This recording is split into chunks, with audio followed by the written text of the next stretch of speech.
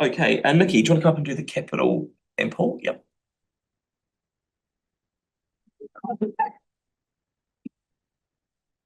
Okay, Tom. So, as we head into the final month of the financial year, we want to briefly outline where we're sitting across the capital program, explain the PMO's confidence in our forecast, and hand over to Paul to walk through the evidence base in more detail for you all. So year to date, we've now delivered 584.8 million, so we're up 58.3 million from April. They landed at 101 of the forecast, up from 95% in April. Stronger alignment between planning and delivery is shown by that. For the CCC capital program, excluding the stadium, we've now spent 411.7 million. The project manager forecast for year end has actually dropped slightly from, to 462 million, 84% down from 471.8 million. That's 86% in April. In contrast, the PMO forecast remains at 500 million. That's a $38 million difference, and we'll walk through why we believe our number holds strong. The PMO have done the work. There are two completely separate forecast methodologies that have been used to test our position. Paul will speak through those. So regarding the June pattern, this is not a one-off. Both FY23 and FY24, June was under forecasted by 30 to 45 million. We're seeing that same risk again this year. Why? Final invoices land late, labour and overheads capitalise in arrears, accruals and asset capitalisation have often missed PM forecasting. In short, PMs are forecasting what they can see. So we've worked with finance and delivery leads to itemise the difference, where the differences sit. Three Waters likely uplift at 10 million in June accruals. Transport forecast is light by 10 to 15 million, especially in the access works. Parks and internal PM time consistently undercounted at this point in the year. And then land transactions will hit in June.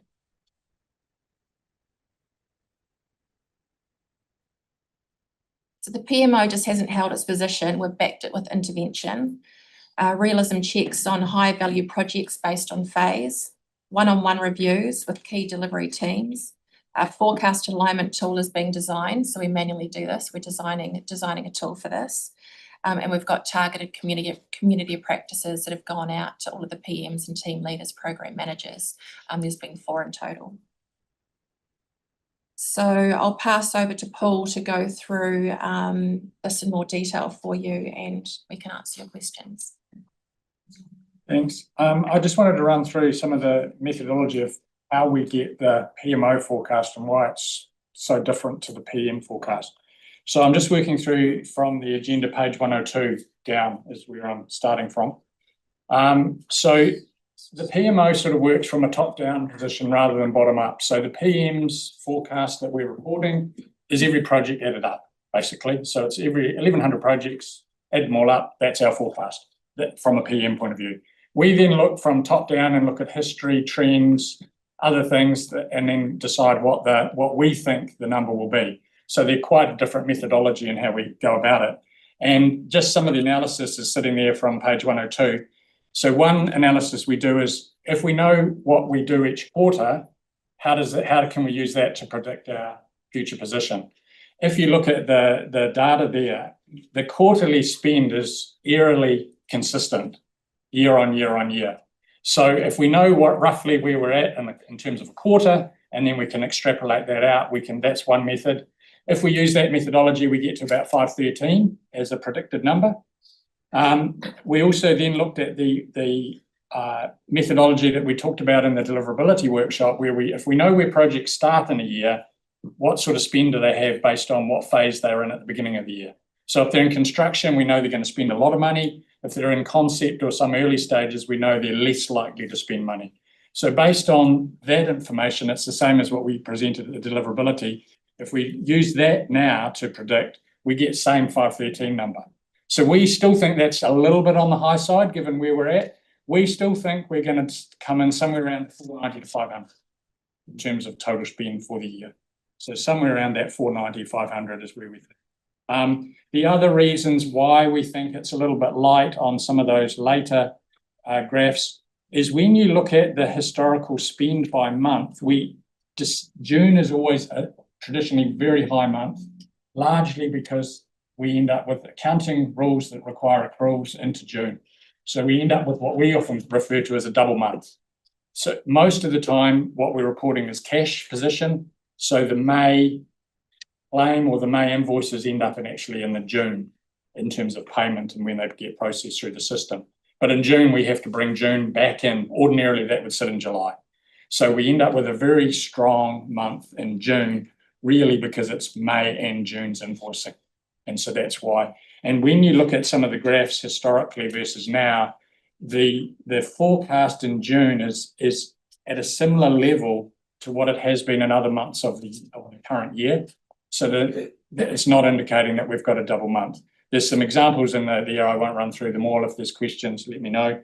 We've also done some analysis on some of the projects at the moment where they sit.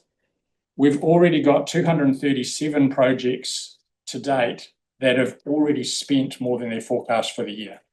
So that value is about 8.3 million. So there's 8.3 million that they've already spent more than they were forecasting. So yeah, that's another reason we think it's going to come in a bit higher.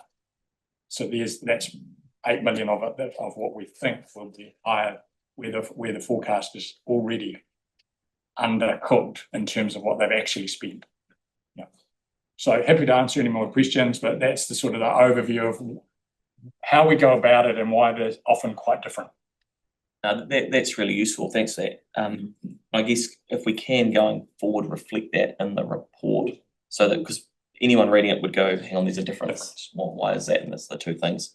I guess the question, then I'll go to Tyrone, is how do we, in terms of the project manager's forecast, so are we saying that they don't forecast the double up in June? Is that effectively where it's got? Some do and some don't. That's a bit of a problem. Yeah, and so that's part of what Nikki was referring to. We're doing sort of workshops with team leaders and PMs around forecasting. So we've done 4 to date to try and talk about some of the issues around forecasting, what's used, and try and iron out some of these issues. Yeah. So who does that responsibility sit with? Is it the head of service or? Technically, yes. Yeah. So what are we doing in that respect? Because it just seems, yeah, the heads of service are all very competent. And that's why we're working with team leaders as well. Yeah. So the team leaders of the PMs that most of them will report straight to the head of, is trying to work with them on how they can help and support. Yeah. Because a lot of it's just about being critical and asking the questions of where projects are at, because it's really making sure that there's a reasonably accurate prediction of when the project will hit construction. Yeah. Once you've got that nailed, then really it should be pretty easy to forecast. But it's that front end, but if we don't get that start date for construction right, then it all starts compounding and falling over in terms of total position. We're also doing internal health checks. So when projects are live and when projects are finished, against all the PM competencies to ensure that we're giving that professional advice to the team leaders and supporting them with training as well.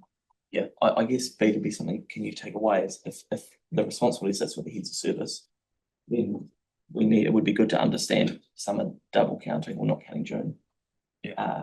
That it just seems we should be able to get that more accurate. Yeah, and that noted. Yeah. Noted, Cool. Tyrone, thank you. I really appreciate the explanation today. Like I can understand the difficulties that you're facing. So, 2 different numbers. But so as I understand it, like what we're saying, where you get that forecast of 462, like when you're building it from the bottom up, that's like the limitations of all that data feeding through into Power BI, and you don't really have the mechanism to override that detail and forecast. So you're basically saying, well, we know all this other stuff that's impossible to kind of put together and push through the data. It's kind of quite hard to do that, right? Yes. So therefore you've got to kind of take this other stuff and come up with 500 million. Is that about that? That would be sort of a really very poorly described way of how it works. Yes, yeah. Yeah, no. So we don't want to adjust their forecasts because they own the forecast, not Totally get it, yeah, but you're working with them To try and bring start those getting in. a better alignment. It's absolutely crystal clear, and I do appreciate the work that's going on. It's very clear to see. Thank you. Cool, you're good? Yep. Victoria? Thank you very much. Like Tyrone, I really appreciate this tutorial for us. It really helps us with our governance. In terms of the phases of a project and all of the aspects that feed into our deliverability and our spend, is my understanding correct that it's the planning phase that is one of the biggest determiners of the time? If you get held up in that, it will not only slow you down, but prevent you spending. It's probably three big phases. Planning is one of them. Consenting, if that's applicable. Okay, so I included consenting Keeping and as planning planning, in my head. yeah. And the other one is around just getting through the procurement process and making sure that goes smoothly. Okay, It's so I just hadn't appreciated the fine. procurement part of it. And so do we report on those two parts individually at our level? No, we don't. Well, yeah, we often aggregate them to try and reduce the volume of information, but we do have the detail underneath it, yes. And I think I've read somewhere that we're ahead of the curveball in terms of some of our planning and consents with the projects that we've got in the pipeline. So that should be giving us confidence that we will get to where we're tracking. And is that different to how we've tracked previously? Are you seeing an improvement, I suppose, is where I'm trying to get to with my question. Yeah, and that's the data you're talking about, Peter reported earlier. Yes, the planning targets. Yeah, so effectively that's just trying to get keep that pipeline live. Yep. Through the planning. And what we mean is all the planning is decide what programs and what projects are going to fall out of those programs, what's the prioritisation of those projects. Yes, so that's all part of it. It is getting a little bit better, but we've been quite high in the last couple of years, which has helped fueling a better overall delivery. So what do you mean quite high and related to what? We delivered 500 last year. Effectively, and that was because of some of the work that we've done the 2 years before that, really. And that's the real difficulty with a lot of the capital is there's quite a long front end to get the projects, understand what the projects are, get them scoped up, and then assign them to someone to actually deliver. So the takeaway that I'm getting from you today is that we are getting better at that. Yes. Thank you. Next. Great, I've got Mark, and then we'll Mel's happy to second this. Mark? Yep. Just looking on page 67 under 3.4.2. The nemesis of Q-Rail is mentioned there as one of the potential holdups. I'm really keen, and I'm sure a number of other councils are also very keen to try and get rid of it. If there's any way that as organisation and government we can help to try and get this. Is that a possibility? We'll have to come back for thinking about reporting for the next triennium and how we do that, because we're working closely with KiwiRail as usual, and we've reported that regularly. But they are their own organisation, they have their own resourcing constraints and other issues at a national level. So we'll have to have a think about that. Certainly, we were seeing it yesterday in the annual plan discussions, there was a fair bit of discussion around KiwiRail and implications on our budgets. And if we can try and de-risk some of that, that would be really useful as a way as government we can help to.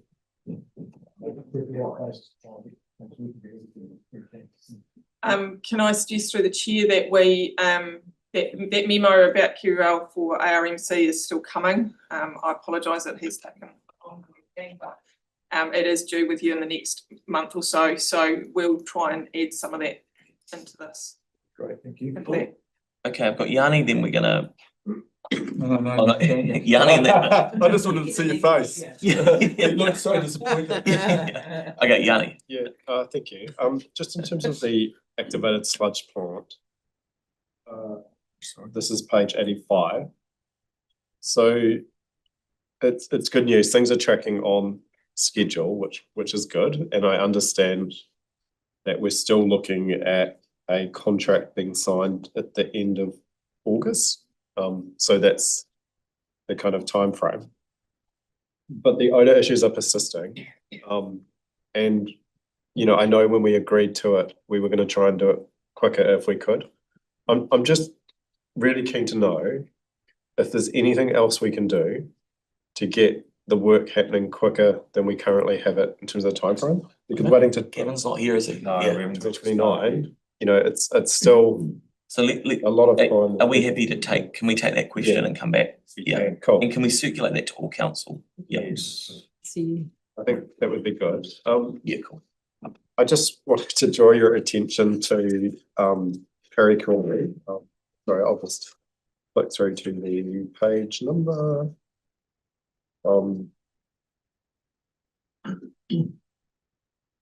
Cool. So page 101. Which you know, I have to say, I really like these watch list sheets. I think you're doing a really good job at giving us information in a way that's easy to understand. But what I'm concerned about is, like, if you looked at this page in isolation of knowing anything about this project, it looks like it's all green flags. And yet this is probably one of the, be careful, but one of the most appalling projects that we've had. Well, not being careful, this in terms of the length of time taken, the budget, like the whole, everything associated with it has been problematic. And yet the context of which it's presented shows it as being really good, like green. So I'm just wondering, like, I know these get reset every financial year, right? So basically, it's just that it kind of doesn't capture the context. It's not negative enough. I was just about to say, it hasn't captured the right. Yeah. So, It's the current state. It's nearly finished. right, okay. So, so is there anything more that we know about what's happening with Perry Karori around meeting its current milestones? We've obviously had some briefings in the last couple of months about things that have been going on. And that, I mean, you know, I think there's been concern. So how confident are you that the project is on track to meet these targets? Everything we're seeing at the moment would suggest that it is definitely on track to be able to open on the dates recorded here. Okay, so no issue of concern, any further delays? Not that we're aware of, no. And no further costs to council. That's good to hear. And I just wanted to support the call for a governance to governance meeting with KiwiRail. So I think, Yeah, so we've been there, so we've got something different. Mark's already covered that and we've agreed on an action, so. If you, well, yeah, I just wanted to know though, in terms of you as chair, obviously the minister came down and did a photo op on Scotland's Road with the mayor. So I'm just wondering if there's, like, the staff are going to do their engagement, but like, is there any way that we could actually meet as a council with the minister to talk about I it? think let's get the advice back from the team first. And then we can work out the best approach. But I agree, we need a coordinated approach to get the best results out of KiwiRail. And Pages Road was the other one that if we were approaching government, I do wonder whether we need to talk through. In this report, it's flagging that Pages Road, the costs are likely to increase again. And it's red. And I know we've got good news that we've had the first stage of the business case approved. But again, it's one I wonder whether, if we're talking with central government, if there's a way in which we can have constructive conversations about progressing it. So through the chair, can I just correct an incorrection there? The business case has not been approved. Sorry, The business case has been submitted oh, yeah, sorry. and the business case is due to go to the board. Yes. We've got through the first stage of the approvals process, which is an internal process, and it's due to go to the board in August. So we're waiting for that approval. Through the development of that business case, and because with NZTA we are asking for, they call construction implementation, but they have a pre-implementation phase, which is your design, your consenting, all of that stuff. It's our detailed design phase. And usually in a project this big, you would get your pre-implementation funding and then you would go back and confirm and get your construction or implementation funding. So you would do a two-stage process to get approvals. We're going to the board asking upfront for all of it upfront. And because of that, we've built in a little bit of extra contingency. We won't know what the actual costs are until we work through this process, and we are being as upfront with you as we can.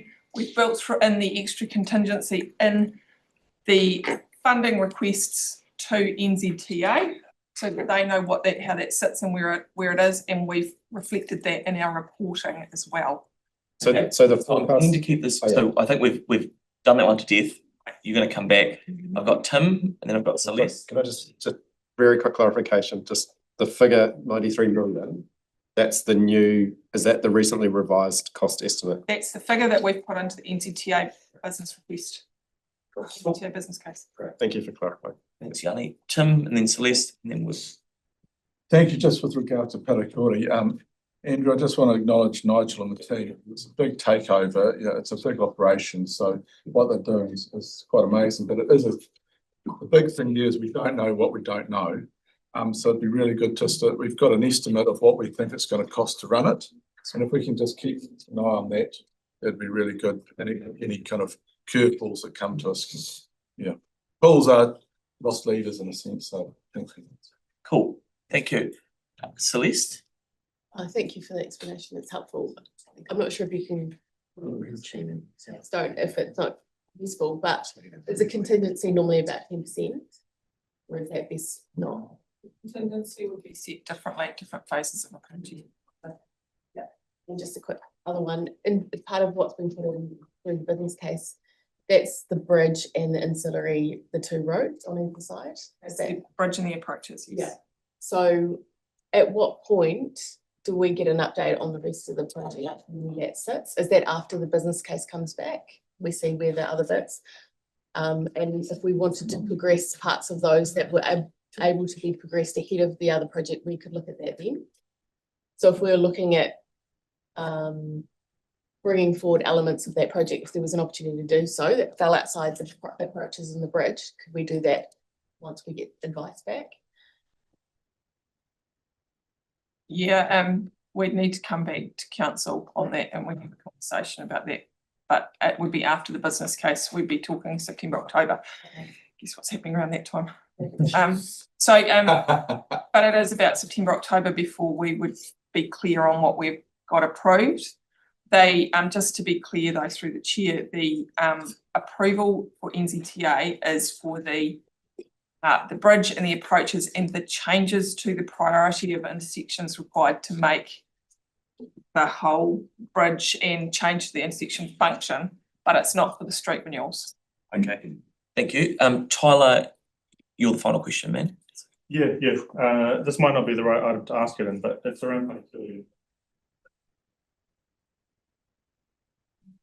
Maybe we could get an update from Nigel at the right time. Yeah, probably not on the capital, but we can get you an that's update. fine. Yeah. Cool, so that's been moved and seconded. All in favour? Aye. Against? That's carried. Melanie, what have you? Thank you, sir.